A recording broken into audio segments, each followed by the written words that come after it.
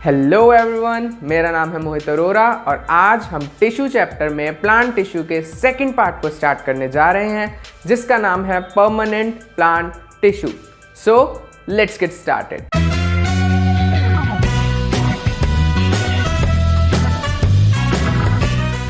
So friends, अभी तक हम देख चुके थे कि टिश्यू होता क्या है, मतलब उसकी डेफिनेशन, और जो प्लांट्स और एनिमल्स हैं उनमें सेम टाइप के टिश्यूज़ नहीं बल्कि डिफरेंट टाइप के टिश्यूज़ पाए जाते हैं, जिसके लिए हमने एक टेबल ऑफ डिफरेंस स्टडी करा था। और उसके बाद प्लांट्स और एनिमल टिश्यूज़ को अलग अलग से डिटेल में स्टडी करने के लिए हमने प्लांट टिश्यूज़ को स्टार्ट किया था, जिसमें कि हम मेरिस्टेमेटिक या ग्रोथ टिश्यूज को डिटेल में स्टडी कर चुके हैं। अब जो हमारा नेक्स्ट टॉपिक आता है वो है परमानेंट टिश्यू। परमानेंट टिश्यू क्या होता है? परमानेंट टिश्यू को समझने से पहले हमें समझना होगा कि डिफरेंशिएशन क्या होता है। तो अगर कोई भी एक सेल है जो कि अभी न्यूली फॉर्म्ड है, अगर हम उसको एक फंक्शन असाइन कर दें कि अब तुमने सिर्फ एक यही काम करना है, तो इस चीज़ को डिफरेंशिएशन कहते हैं। जैसे अगर हम इस चीज़ को ह्यूमन बॉडी से रिलेट करें तो ह्यूमन बॉडी की स्टार्ट भी एक सिंगल सेल से होती है जिसको हम जाइगोट कहते हैं। उसके बाद जाइगोट में बहुत सारी सेल डिवीजन होती है जिससे बहुत सारे सेल्स बनते हैं, और फिर उसके बाद कुछ पर्टिकुलर सेल्स मिलके हैंड बनाते हैं, कुछ पर्टिकुलर सेल्स मिलके लेग्स और फीट बनाते हैं, और कुछ पर्टिकुलर सेल्स मिलके हमारी मेन ट्रंक बनाती है।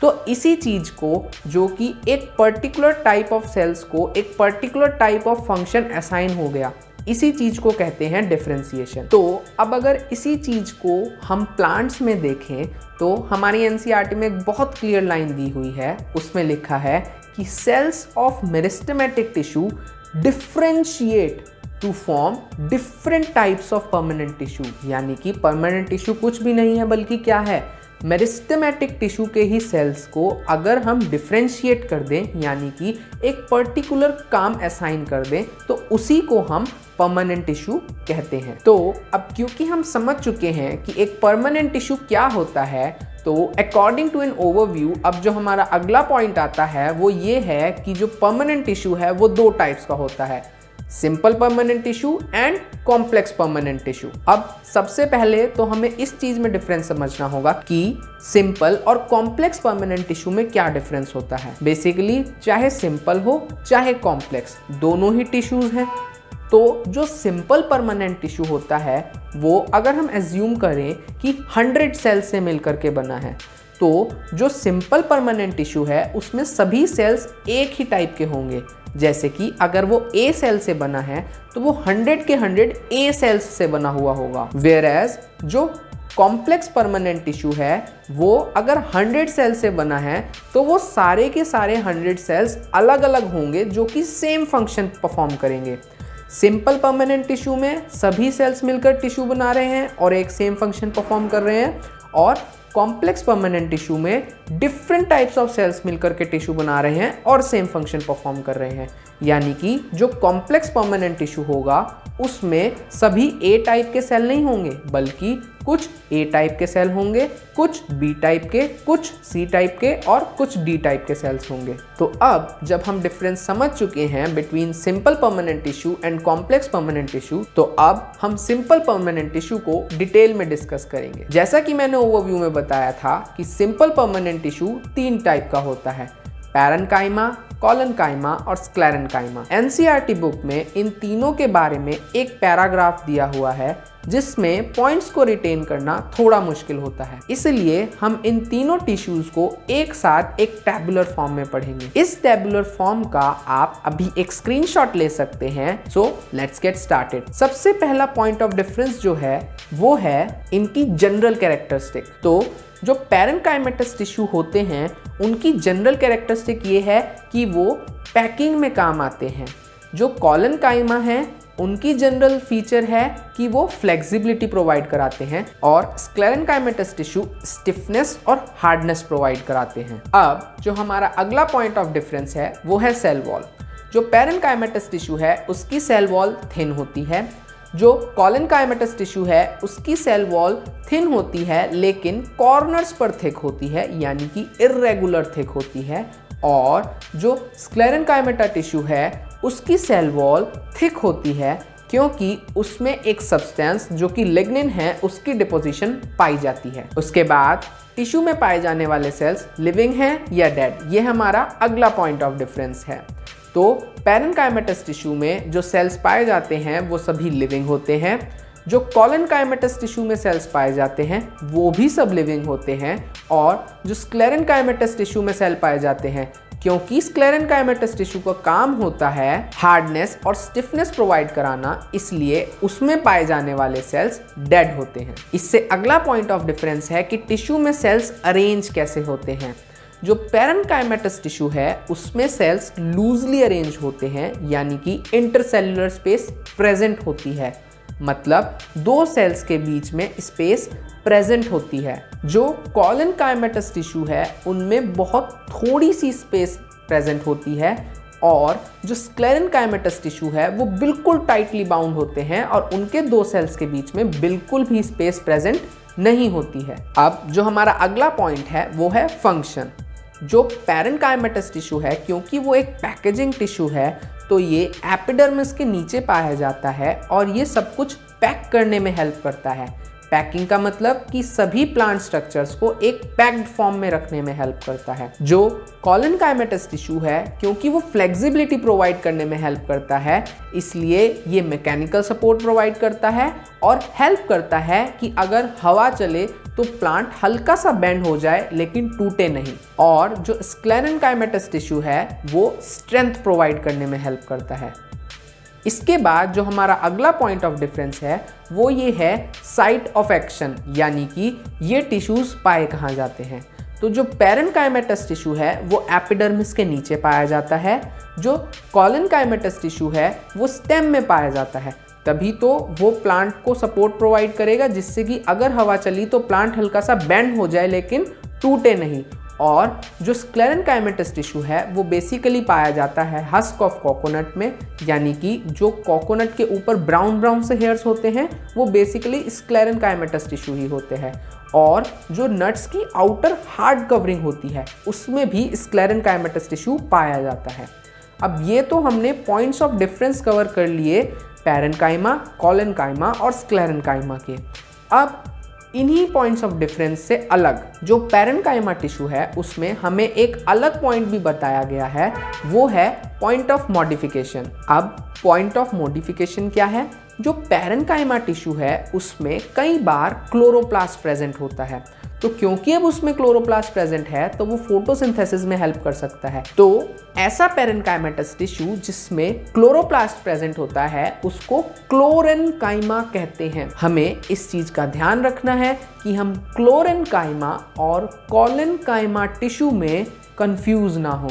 सो बेसिकली क्लोरेनकाइमा पैरेनकाइमा का ही एक पार्ट है या फिर कह लो एक मॉडिफिकेशन है जिसमें क्लोरोप्लास्ट प्रेजेंट है, और कॉलिनकाइमा एक दूसरे टाइप का सिंपल परमानेंट टिश्यू है। क्लोरोप्लास्ट के अलावा पैरेनकाइमेटस टिश्यू के सेल्स में लार्ज एयर कैविटीज भी प्रेजेंट हो सकती हैं, जिसकी वजह से ये सेल को बायंसी प्रोवाइड कराएगा। और बेसिकली ये मॉडिफिकेशन केवल एक्वेटिक प्लांट्स में होती है। तो ऐसे सेल्स ऑफ पैरेनकाइमेटस टिश्यू जिनमें लार्ज एयर कैविटीज हैं उनको हम एरेनकाइमा कहते हैं। तो बेसिकली पैरेनकाइमा भी दो टाइप का होता है, एक क्लोरेनकाइमा और एक एरेनकाइमा। सो बेसिकली क्लोरेनकाइमा और एरेनकाइमा टाइप्स ऑफ पैरेनकाइमा नहीं है, बल्कि पैरेनकाइमा की ही मॉडिफिकेशंस हैं। और इसी पॉइंट्स ऑफ डिफरेंस के साथ हमारा सिंपल परमानेंट टिश्यू भी खत्म होता है। अब कॉम्प्लेक्स परमानेंट टिश्यू को स्टार्ट करने से पहले हमारी एनसीईआरटी की बुक में एक छोटा सा डिस्क्रिप्शन एपिडर्मिस के बारे में भी दिया गया है कि एपिडर्मिस क्या होती है और डिफरेंट एरियाज के अकॉर्डिंग उसमें क्या क्या मॉडिफिकेशंस पाई जाती हैं। तो सबसे पहले तो हमें ये जानना होगा कि एपिडर्मिस क्या होती है। एपिडर्मिस बेसिकली किसी भी प्लांट की आउटर मोस्ट कवरिंग होती है। जैसे कि ह्यूमन बीइंग्स में स्किन होती है, वैसे ही प्लांट्स में एपिडर्मिस होती है। तो जैसे स्किन हमें आउटर एनवायरनमेंट से प्रोटेक्ट करती है, उसी तरीके से एपिडर्मिस प्लांट्स को उनके आउटर एनवायरनमेंट से प्रोटेक्ट करती है। सो एपिडर्मिस बेसिकली प्लांट को प्रोटेक्ट करती है लॉस ऑफ वाटर से, मैकेनिकल इंजरी से और इन्वेजन ऑफ पैरासिटिक फंजाई से, यानी कि कोई पैरासाइट भी प्लांट में एंटर ना हो पाए। इन सभी चीजों से एपिडर्मिस प्लांट को प्रोटेक्ट करती है। अब जो एपिडर्मिस के सेल्स होते हैं वो आपस में बहुत क्लोजली पैक्ड होते हैं और उनमें बिल्कुल भी इंटरसेल्युलर स्पेस नहीं होता है। लेकिन इसी एपिडर्मिस में कहीं कहीं जगह कुछ छोटे छोटे अपर्चर्स होते हैं जिनको हम स्टोमेटा कहते हैं। स्टोमेटा बेसिकली एक अपर्चर है जो कि 2 गार्ड सेल्स से घिरा हुआ होता है। जैसे कि ये एक छोटा सा अपर्चर है तो इसके जो इधर और इधर सेल है उसको हम गार्ड सेल कहेंगे। अब स्टोमेटा का क्या फंक्शन होता है? स्टोमेटा का बेसिकली 2 फंक्शन होते हैं, एक एक्सचेंज ऑफ गैसेस और दूसरा ट्रांसपिरेशन। अब ट्रांसपिरेशन क्या होता है? ट्रांसपिरेशन बेसिकली वाटर का लॉस होता है प्लांट से और इसकी इम्पॉर्टेंस क्या होती है? ये हेल्प करता है प्लांट के टेम्परेचर को मेंटेन करने में और प्लांट को कूल करने में। इसी के साथ हमें इससे नीचे येलो बॉक्स में 2 क्वेश्चंस पूछे गए हैं, जिसमें पहला क्वेश्चन है कि फोटोसिंथेसिस में कौन सी गैस रिक्वायर्ड होती है, जिसका आंसर है CO2। और जो दूसरा क्वेश्चन है वो है कि ट्रांसपिरेशन की क्या रिक्वायरमेंट होती है। तो जैसा कि मैंने अभी आपको बताया कि transpiration helps in maintaining the temperature of the plant and help in keeping it cool. इसके बाद हमें एपिडर्मिस की कुछ मॉडिफिकेशंस के बारे में बताया गया है। अब जैसा कि हम जान चुके हैं कि एपिडर्मिस जो है वो आउटर मोस्ट कवरिंग है प्लांट की, तो क्योंकि वो पूरे के पूरे प्लांट पे होगी तो पूरे के पूरे प्लांट पे लेकिन वो एक जैसी नहीं होगी। जैसे कि जो एपिडर्मिस रूट्स पे है, यानी कि रूट के आउटर मोस्ट सरफेस पे है, उसमें कुछ हेयर लाइक स्ट्रक्चर होते हैं। और ये हेयर लाइक स्ट्रक्चर किस लिए होते हैं? ये हेयर लाइक स्ट्रक्चर हेल्प करते हैं एब्जॉर्प्शन ऑफ वाटर और न्यूट्रिएंट्स को इंक्रीज करने में। इसके अलावा वो प्लांट्स जो एक्सट्रीमली हॉट कंडीशंस में जैसे कि डेजर्ट में पाए जाते हैं, उनकी एपिडर्मिस पे एक थिक वैक्सी कोटिंग होती है क्यूटिन की। हम इस चैप्टर में 3 सब्सटेंसेस पढ़ेंगे, एक लिग्निन, एक क्यूटिन और एक सुबेरिन। इन तीनों में हमको कंफ्यूज नहीं करना है। जो सबसे पहला सब्सटेंस है वो हम पढ़ चुके हैं लिग्निन, जो कि हमने पढ़ा था स्क्लेरेनकाइमेटस टिश्यू की सेल वॉल में।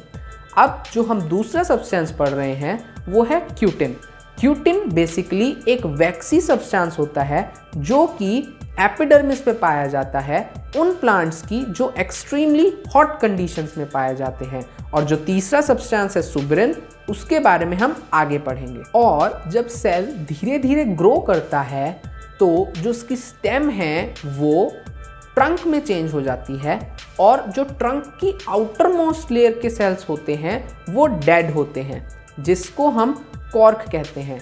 ये वही कॉर्क है जिस पर रॉबर्ट हुक ने अपने सेल्फ डिजाइन माइक्रोस्कोप से सेल्स को ऑब्जर्व करा था, जिसको हम पेड़ की छाल भी कहते हैं। और ये जो कॉर्क है, इसके जो सेल्स हैं वो आपस में बहुत क्लोजली पैक्ड होते हैं और बेसिकली डेड होते हैं। और वो एक केमिकल सिक्रीट करते हैं जिसका नाम है सुबेरिन, जो ट्रीज को impervious to gases and water बना देता है। यानी कि सुबेरिन की वजह से ट्रंक में एक्सचेंज ऑफ गैसेस और वाटर नहीं हो सकते हैं। इसके बाद जो हमारा अगला टॉपिक है वो है कॉम्प्लेक्स परमानेंट टिश्यू।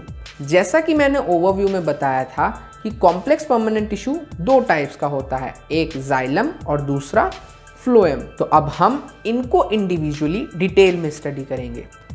सबसे पहले जाइलम। तो जैसा कि मैं आपको पहले बता चुका हूं कि जाइलम एक कॉम्प्लेक्स परमानेंट टिश्यू है, तो जो इस टिश्यू में सभी सेल्स पाए जाएंगे वो एक ही तरह के नहीं होंगे, बल्कि डिफरेंट टाइप के होंगे जो सेम फंक्शन परफॉर्म करेंगे। तो अब जो जाइलम है उसमें जो डिफरेंट टाइप ऑफ सेल्स पाए जाते हैं वो कौन से हैं? तो जाइलम में 4 डिफरेंट टाइप ऑफ सेल्स पाए जाते हैं जिनका नाम है xylem parenchyma, xylem fibres, tracheids and vessels. इन चारों टाइप के सेल्स में से पूरे टिश्यू में केवल जाइलम पैरेन्काइमा ही ऐसा सेल होते हैं जो लिविंग होते हैं, बाकी तीनों टाइप के सेल्स डेड होते हैं।